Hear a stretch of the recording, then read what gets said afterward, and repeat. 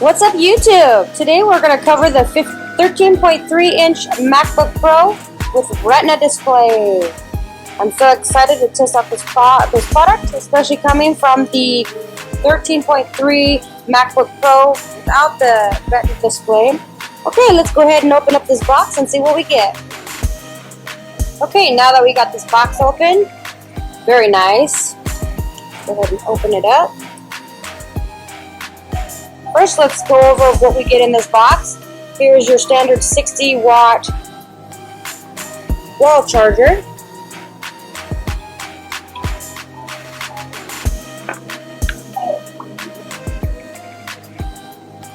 Okay, we got our standard wall plug.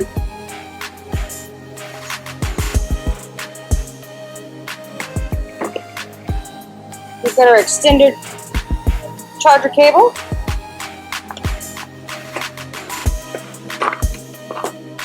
We got our little booklet that comes with it. Okay, now let's get into the fun part, the actual computer itself. Very light from the 2012 version.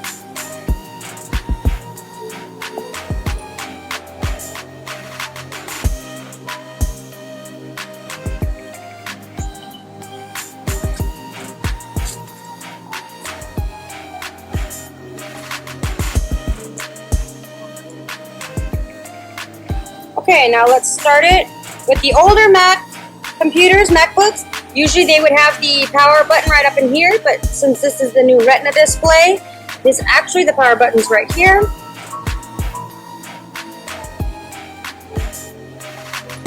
We get the beautiful Apple logo.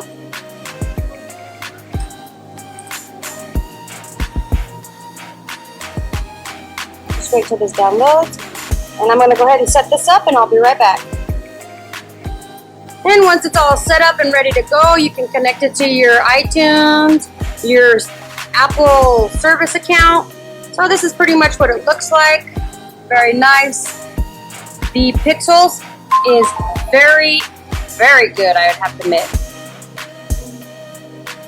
And presently this Mac is running, if I can get it closer in, it is running 2.7 gigahertz, 8 gigabyte RAM, and the Intel Iris graphics is 6100, 1536 megabytes. Now let's go ahead and view the display information. And the screen is a 13.3 inch, and it's running at 2560 by 1600 pixels. The display is awesome. However, this model that I had picked up is the 128 gigabytes. If you're into a lot of storage, as I am coming from a Mac with a 500 gigabyte storage, this is kind of a deal breaker, but I can always pick up a 2 terabyte external hard drive, so that ain't no problem. And there's no programs that I've loaded, so pretty much this is how much they actually use for the default applications, which is about, you could take 3 or 4 gigabytes. So this is the review of the 13.3-inch MacBook Pro